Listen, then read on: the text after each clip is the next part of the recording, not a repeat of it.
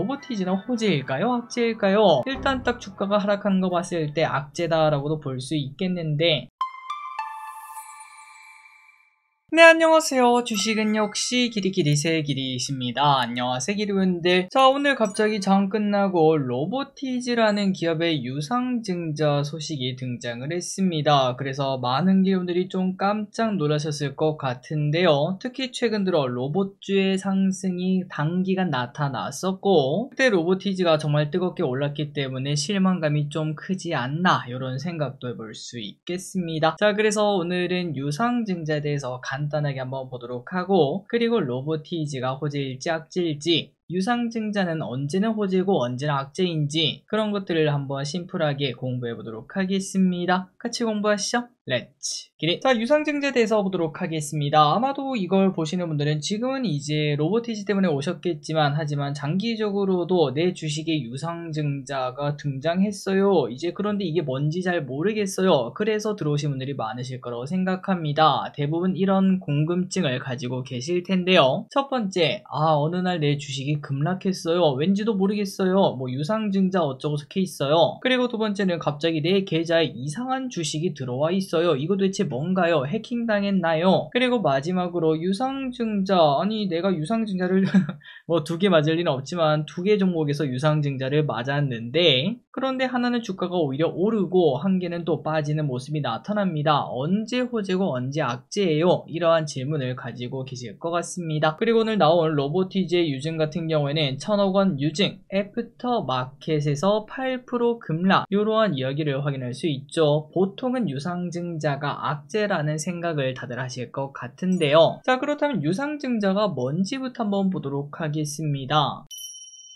자, 유상증자를 설명하자면 정말 심플하게 이렇게 말할 수 있습니다. 자, 뭐 예를 들어서 이 캐릭터가 사업을 하고 있는데요. 하지만 추가 사업을 확장을 하려고 있는데, 근데 가진 게 돈이 없어요. 이제 사실 이제 사업 초기다 보니까 돈은 그렇게 많지 않은데, 하지만 지금 타이밍을 놓치면은 다른 경쟁자들한테 좀 뒤처지는 그러한 모습도 나타나지 않겠습니까? 그러다 보니까 사업을 하고 싶은데 돈이 없어서 이제 어떻게 빌릴까 고민을 했는데, 그런데 딱 한 가지 방법이 생각난 겁니다. 잠깐만, 주주들이 있잖아. 주주들한테 좀 도와달라고 해보자. 어차피 내가 성장하면 주주도 좋은 거니까, 뭐 이러한 얘기를 가지고 있겠죠. 그런데 주주한테 그냥 돈 달라고 할 수는 없겠죠. 깡패입니다, 그거는. 그래서 그냥 그럴 수는 없으니까 원래 이 회사의 주식이 20개밖에 없는데 10개를 더 만들어서 이 주식을 나눠주는 대신에 돈을 좀 달라고 하자. 이게 바로 유상증자다 라고 생각하시면 될 것 같습니다. 그러니까 원래 주식 수는 뭐 5천만 개가 있었는데 그거를 6천만 개로 늘린 다음에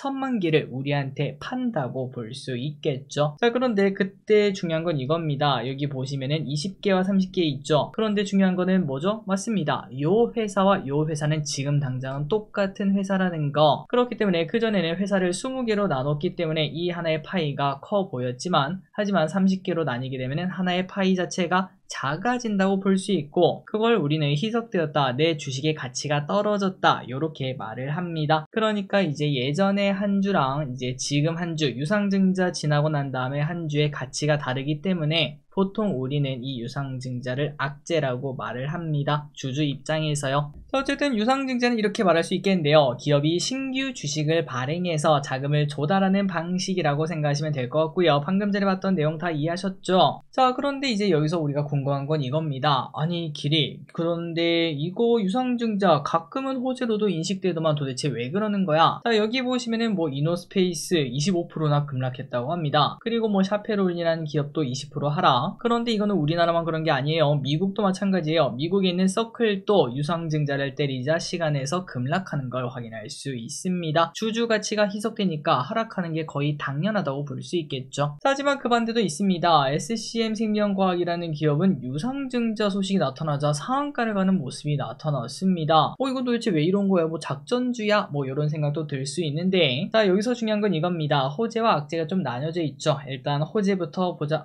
악재부터 보도록 하겠습니다. 악재부터 보자면은 보통 우리가 유상증자가 악재인 이유는 주주 배정 유상증자를 하기 때문에 그렇습니다. 아까 보셨던 거 기억나시죠? 20개에서 30개로 늘리고 그 10개를 팔아서 이제 돈을 받는 방식 아니겠습니까? 그런데 그 10개를 누구한테 주냐가 매우 중요합니다. 기존 주주들한테 아유 저 죄송한데 돈 좀 빌려주세요 하고 사실상 강매 아니겠습니까? 강매를 하다 보니까 당연히 악재라고도 볼 수 있고, 그리고 주주가치 희석이 되다 보니까 당연히 주가가 하락한다라고 말을 해볼 수 있겠습니다. 그리고 조금 더 생각을 해보자면은 우리한테까지 이 주주 배정 유증을 할 정도면은 이 회사가 어디 가서 투자는 받지 못했구나, 뭐 요렇게도 생각을 해볼 수 있겠습니다. 그래서 악재죠. 그리고 유상증자 금액도 중요합니다. 시가총액 대비 금액이 작으면은 큰 영향은 없을 것 같습니다. 하지만 시총 대비 뭐 퍼센트가 뭐 20% 뭐 이런 식으로 크다면은 야 이게 도대체 뭐냐, 내 주식의 가치가 반토막이 났어요, 뭐 이런 얘기도 나타나지 않겠습니까? 그렇기 때문에 금액이 클수록 악재라고 볼 수 있고요. 다음으로 세 번째, 이것도 중요합니다. 목적이 중요해요. 진짜 회사가 뭐 엄청나게 성장하는 회사, 뭐 예를 들어서 뭐 엔비디아라고 하겠습니다. 엔비디아가 유상증자를 한대요. 그러면 다들 흔쾌히 빌려주지 않겠습니까?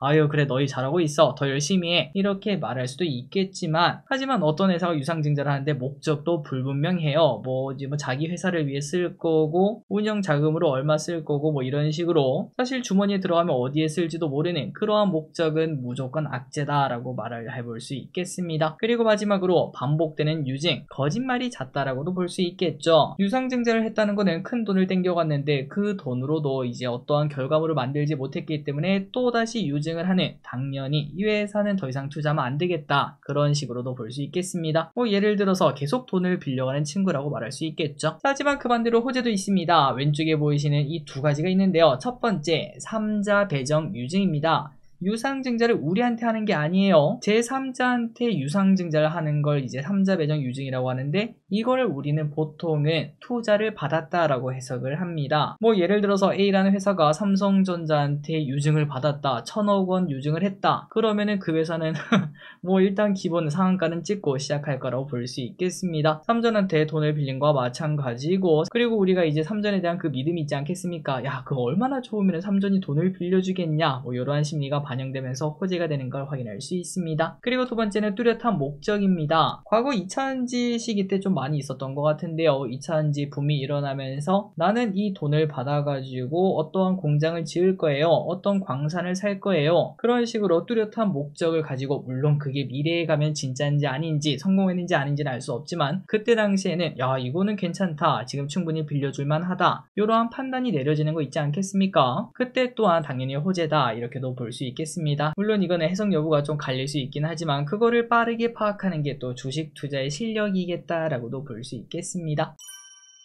자, 그렇다면 이제 유상증자 타임라인을 보면서 한번 설명을 해드리도록 하겠습니다. 이제 아마도 많은 기업분들이 유상증자 이 서순도 좀 헷갈리고 유상증자를 어떤 식으로 해야 될지 모르겠다 이렇게 말씀하시는 분들이 많을 텐데요. 일단 유상증자는 간단하게 유상증자 발표, 아마도 지금 많은 기업분들이 이걸 보고 오셨을 것 같습니다. 유증 발표가 나면은 주가가 떨어지는 경우가 많거든요. 그리고 난 다음에 시간이 지나면은 신주 배정일이 있고요. 신주 인수권 증서 배정이 있고요. 청약기간이 있고 배정 결과 및 환불이 있고 신주 상장, 그러니까 유상증자를 발표하고 신주 상장까지는 하나, 둘, 셋, 넷, 다섯, 여섯 개의 단계가 있다라고 볼 수 있겠습니다. 이거를 하나씩 보면서 설명해 드리도록 할게요. 자, 첫 번째 위에는 타임라인입니다. 딱 보시면 아시겠죠? 유상증자 발표부터 보도록 할게요. 일단 유증 발표하면은 대부분의 주식은 하락을 피하지 못합니다. 아까 보셨던 로보티즈도 그렇고요. 이노스페이스도 유상증자를 결정하자마자 쭉 급락하는 걸 확인할 수 있죠. 그래서 이게 첫 번째 유상증자 발표고, 그리고 다음으로 일어날 이벤트는 바로 신주 배정일입니다. 유상증자 발표 공시를 보시면은 신주 배정일이 언제인지 그런 것들을 확인할 수 있는데, 신주 배정일이 뭐냐면은 유상증자를 받을 사람을 정하는 날입니다. 그러니까 아까 말했던, 다시 돌아가서 20주에서 30주로 만든 다음에 그 10주를 우리한테 주는 거 아니겠어요? 하지만 그거를 그냥 랜덤으로 뽑아가지고 오케이 네가 이거 유상증자 받아라 이렇게 말할 수는 없습니다. 대신 날짜를 정합니다. 뭐 예를 들어서 10월 10일까지 이 주식을 들고 있다면은 당신은 유상증자를 받아야 됩니다. 요렇게 정하는 거죠. 그래서 그거를 신주 배정일이라고 말하고요. 당연히 유상증자 발표 뒤에 있겠죠. 그래서 이제 공시 같은 걸 보면은 바로 나옵니다. 신주 배정 기준일이라고 적혀 있고 오른쪽에 보면은 9월 18일 요렇게 적혀 있는데 그때 주식을 들고 있으면은 난 이제 유상증자에 참여하는구나. 이 뒤에 단계 4개 있죠. 이 4개 단계를 수행하겠구나 라고 생각하시면 될 것 같습니다. 만약에 이게 싫다. 그 전에 매도하는 게 맞겠죠. 자, 그리고 여기서 한 가지 잊으면 안 될 부분이 있는데요. 기대분들 주식 팔고 내가 그 돈을 뽑으려면 며칠 뒤에 뽑을 수 있는지 아시나요? 맞습니다. 이틀 뒤에 뽑을 수 있어요. 그거와 마찬가지로 이거 같은 경우에도 9월 18일이라고 적혀 있다고 하더라도 9월 18일에 내가 들고 있는 게 아니라 이틀 전, 이 거래일 전에 들고 있어야 참여를 한다는 거 잊지 마시면 좋을 것 같습니다. 그리고 여기서 중요한 게 이겁니다. 그 다음날이 권리락일이라는 건데요. 자, 이게 도대체 뭔 소리냐? 이거를 정말 간단하게 설명드리도록 하겠습니다. 자, 신주 배정일 그 다음날 보면은 주가가 이상하게 떨어져 있는 걸 확인할 수 있습니다. 뭐 예를 들어서 그 전날 주가가 10,000원이었어요. 그런데 그 다음날 주가를 보니까 시작부터 그냥 9,000원이 되어 있습니다. 아니 이거 도대체 왜 이런가 이런 생각이 들 수 있는데요. 그거는 그냥 이상한 버그가 걸린 건 아니고 증권거래소가 기준가를 자동 조정했다라고 보시면 될 것 같습니다. 그 이유가 뭐냐면은 그 전날과 그 다음날을 기점으로 그 전날에는 유상증자를 다 참여한 사람 아니겠습니까? 그런데 여러분들이 아시다시피 유상증자는 지금 주가보다 한 20% 그 정도 싸게 사는 경우가 많습니다. 그렇기 때문에 유증에 참여한 주주는 어차피 싸게 사기 때문에 이렇게 기준가가 하향 조정해도 뭐 나쁘지 않다 이렇게도 볼 수 있고요. 그런데 중요한 거는 그 다음날 신주 배정일 다음날에 들어온 사람들은 상대적으로 손해 아니겠습니까? 아니 뭐야 주가는 똑같은데 왜 나는 그 신주 배정을 안 해줍니까? 이런 말이 나올 수 있겠죠. 그렇기 때문에 증권거래소가 기준가를 자동으로 하향 조정해서 전날에 10,000원이었던 주가가 다음날 보면은 9,000원으로 떨어져 있는 걸 아마도 확인하실 수 있을 겁니다. 그리고 그 상황에서 10,000원에 산 사람은 유상증자를 참여하면서 이제 주식을 싸게 살 수 있으니까 좋다라고 말할 수 있고요. 그 다음날 사는 주주도 이미 주가가 싸게 조정이 받았으니까 나도 괜찮다 이렇게 말을 할 수 있다고 하네요. 그러니까 신주 배정일 다음날에 주가가 하락해도 너무 놀라지 마시기 바랍니다. 자, 그런데 여기서 뭔가 의아하죠. 이제 어제까지만 하더라도 10,000원짜리였던 주식이었는데 그런데 갑자기 9,000원 아니면 뭐 8,000원 이렇게 주가가 바뀌어 있어요. 그렇다면 여러분들 어떤 생각이 드시나요? 맞습니다. 뭐야 이거 왜 이렇게 싸졌어? 이거 한번 사볼까? 이런 생각이 당연히 들겠죠. 그걸 바로 우리가 권리락 효과라고 말을 하고 그래서 유상증자 권리락 1에는 아까도 말씀드렸다시피 이제 주가가 하향 조정되는데 착시 효과가 작용해서 오히려 매수가 들어오게 되고 주가가 크게 급등하는 모습을 잠시 나타내기도 합니다. 이런 이벤트도 생긴다는 거 확인하시면 될 것 같아요.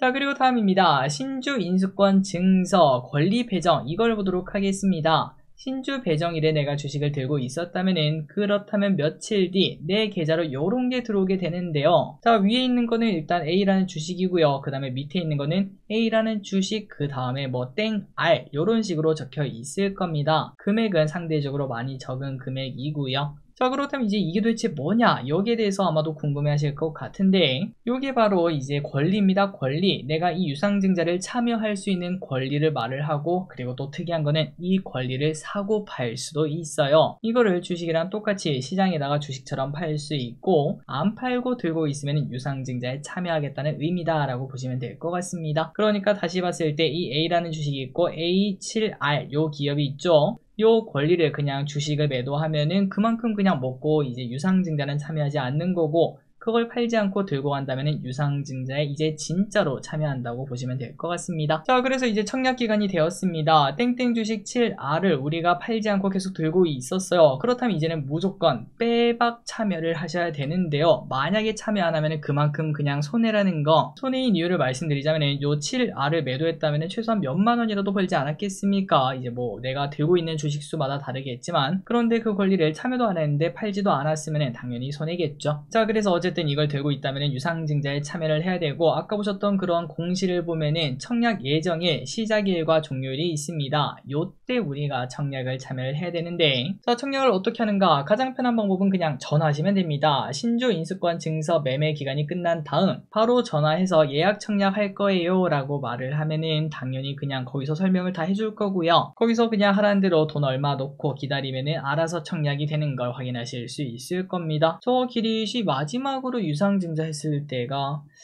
한 6년 전인가 그때 그랬던 것 같습니다. 코로나 전이었어요. 그런데 그때는 분명 저한테 전화가 왔었거든요. 그런데 요즘 좀 바뀐 것 같습니다. 우리가 직접 전화를 해야 된다고 하네요. 혹시나 이 부분에서 이제 뭐 수정 보완할 점이 있다면 댓글에 남겨주시면 진심으로 감사하겠습니다. 자, 그리고 이제 마지막입니다. 배정 결과 및 환불. 사실 여기서부터는 그냥 할 거 없습니다. 이제 다 한 거예요. 그냥 기다리면 되고, 마지막으로 이제 신주 상장, 우리가 아까 유상증자 청약한 거 있죠. 싸게 청약한 거, 그게 상장을 했고, 이제부터는 그냥 사고 팔고, 기대분들이 뭐 좋게 보면은 장기 투자하고, 짧게 보면은 바로 매도하고, 그런 식으로 거래하시면 될 것 같습니다. 자, 그렇다면 이제 마지막입니다. 로보티지는 호재일까요? 악재일까요? 일단 딱 주가가 하락한 거 봤을 때 악재다라고도 볼 수 있겠는데, 방금 전에 우리가 배웠던 대로 보면 일단 악재가 많습니다. 주주 배정이죠. 사실 좀 의아하긴 합니다. 로보티지 정도 되면은 충분히 여기저기서 투자를 받을 수도 있었을 텐데 굳이 주주 배정을 한 이유가 뭘까? 뭐 이런 생각도 좀 들고, 하지만 또 그 목적은 나쁘지 않습니다. 1000억은 유직에서 600억은 시설 투자에 활용한다고 하며, 사실 이제 로봇은 우리가 계속 공부하고 있지 않겠습니까? 이제 시작입니다. 마침 시작할 때 생산 거점으로 우즈벡을 최적지로 검토하고 있다고 합니다. 거기다가 공장을 지어서 앞으로 엄청나게 늘어날 그 수주를 선제 대응한다라고 말을 하고 있는데, 이거는 개인적으로 주주 배정은 악재가 맞지만 밑에 거는 좀 호재가 아닐까요? 라는 생각이 들더라고요. 그죠? 그리고 이제 중요한 건 이겁니다. 유상증자 결정이 나면은 그냥 하루 이틀만 지나고 나면 그때부터는 그 유상증자 사실상 끝났어요. 그 여파는 끝났고, 결국은 이제 앞으로 매력적인 주식이면 그냥 주가는 다시 올라갈 것이며, 혹은 매력적인 주식이 아니다, 이건 답도 없는 주식이다, 그렇다면 자연히 오른쪽 아래로 미끄러지는 모습을 나타낼 겁니다. 자, 여기 이노스페이스 계속 소환해서 주주분들에게 죄송하지만 이 친구를 보시면은 급락 후 이제 그 다음날에 아래 꼬리 만들고 오른쪽으로 기어가는 모습을 나타내고 있죠. 보통 유상증자를 하고 나면 하루 이틀로 변동이 끝나고, 그 다음부터는 그 주식의 실질 가치, 사람들의 평가, 거기에 따라서 위아래로 갈린다고 생각하시면 될 것 같습니다. 그리고 난 다음에는 이 타임라인대로 그대로 진행이 되니까 기대분들이 참고하시면 될 것 같고요. 자, 여기까지 유상증자에 대해서 한번 공부를 해봤습니다. 이 영상이 기대분들에게 많이 도움이 되셨으면 좋겠고요. 그리고 혹시나 좀 도움이 되셨다면 구독, 좋아요, 그리고 저기리시 멤버십을 시작했습니다. 멤버십 가입도 한번 눌러주시면 진심으로 감사하겠습니다. 그리고 마지막으로 로보티지 같은 경우에는 제가 이거는 뭐 매수 기회입니다, 매도 기회입니다 이렇게 말할 수는 없습니다. 그 이유는 각자의 매수 매도 목적이 다르기 때문에 그렇습니다. 어떤 사람은 이거를 이거 진짜 나중에 1가정 1로봇 그 시대가 오면은 이 액추에이터가 얼마나 많이 들어갈까 이렇게 생각하시는 분들이 많지 않겠습니까? 그분들에게는 뭐 더할 나위 없는 매수기라고도 볼 수 있고, 하지만 어떤 분은